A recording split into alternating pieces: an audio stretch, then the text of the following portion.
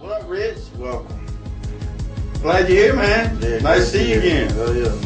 Let's jump right into this interview. Rittz, when did you first realize that you wanted to become a rapper? Probably the first time I heard Outkast. When I heard Play the Ball, I seen the video and I saw it and I was like, that's how I want to rap. Everybody's wondering, man, who were some of your earliest influences? I have to say definitely Scarface. You know, would probably be the first major influence I had with rap music. You know, I went and bought the first solo CD from Scarface. Once I heard that and I found out he was from Ghetto Boys, I went and bought all the Ghetto Boys albums. And then around the same time, it was the early 90s, so the West Coast was popping real hard then. So, you know, Dre and Snoop, and then Too Short, Spice One, Ant Banks, you know, MC8, along with, you know, 8 Ball and MJG. The writing process, how does that come to you? How do you get into it? You know, I normally get an instrumental, get a little bag of speed, and I come down here and do my thing. So, struggling as a white rapper in this industry. You know, it has been a struggle a little bit. You know, people, when I get up on stage, people want me to suck, man. They want me to be shit, you know what I'm saying? So I gotta try extra hard to prove that I'm better than average at what I do, and I believe I am. Yeah, I get hated on a lot. You know what I'm saying? I don't think that's ever gonna change, but part of that is the drive that keeps me going to make sure I'm better, because, you know, whether you admit it or not, 90% of y'all can't fuck with me. So, and that's the way I feel about it. Your favorite artist at the present moment or past? Future? You got artists you would like to have favored in the future? I consider my pecker to be an artist, and it's probably... I think all males do. Yeah, it paints a good picture. But my favorite, hands down, is Andre 3000. I mean, there's nobody I'd rather hear on the track than Andre 3000. But if I was going to make it short, it'd be Jay-Z, Eminem, Andre 3000, Scarface, Pimp C, Bun B, T.I.,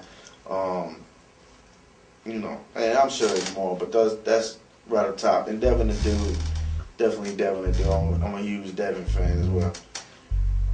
How do you want to be received as an artist in this industry, as Rittz? I mean, I want to be received as somebody that's respected for making good music. You know, coming from left field, but at the same time being able to play the mainstream tune related to the average person. The limelight. How do you like the limelight? Do you want to be in the limelight? You know, I want to be appreciated. I want my music to be appreciated, and I love performing. I love being, you know, the center of attention when I'm displaying my music. In some ways, I like the limelight, and in other ways, I don't, because I'm an introvert kind of guy. I don't go out to clubs. I don't do all that shit. I don't like fucking people staring at me, but it happens all the time. I mean, would you stare at me? You're staring at me right now. I can see it. I ain't got no choice, though. When you look like this, you're going to be in the limelight. It follows me around, you know what I'm saying? I'm a head turner. So, give me an example of a kind of beat that you, or the type of producer that you would like to work with. What type of track do you like to get down on? The type of tracks I like melodic tracks, stuff with instruments in them, you know, people that can play. I like, you know, piano, guitars, real bass, you know, bass guitar in there, and I like the funk. High school, like or dislike that shit? Man, high school was crazy, man. I look at it, I hated high school when I was there, man. Of course, I was going through a lot of problems at home at the same time. But shit, I didn't barely ever go. I wish I would have just lightened up and just been cool, man, and had a good time and enjoyed it. And fuck the ugly bitches, because the ugly bitches turn out to be the fine bitches. But now I look back, you know, I wish I would have done well in high school and stayed in it and really enjoyed it, took it in for what it was before, hey, we can't go back. And at the same time, I had a lot of fun skipping too, sleeping in class and, you know, smoking weed. 10 years from now. 10 years from now. 10 years from now? 10 years from now, where do you see yourself? Are you, successful? I don't know, man. 10 years from now, shit, no telling. I hope I'm not dead.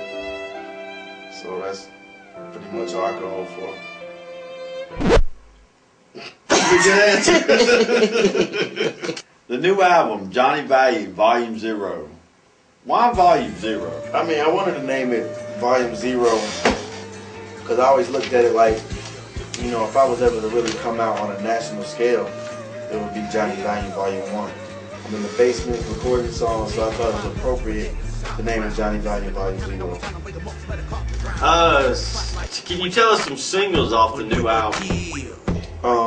The main single we're gonna roll with around the summer is called Head Turner, and that seems to be the one that's really killing it in Atlanta. It's definitely gonna kill it on the radio. So we're gonna drop Head Turner probably summertime, late summertime. It's definitely a summer jam. Head Turner is basically when you walk into a room and everybody does this and fucking stares at you, you're a head turner. 5 top favorite albums and My 5 top favorite albums of all time, and I'm gonna do this real quick because I already know them.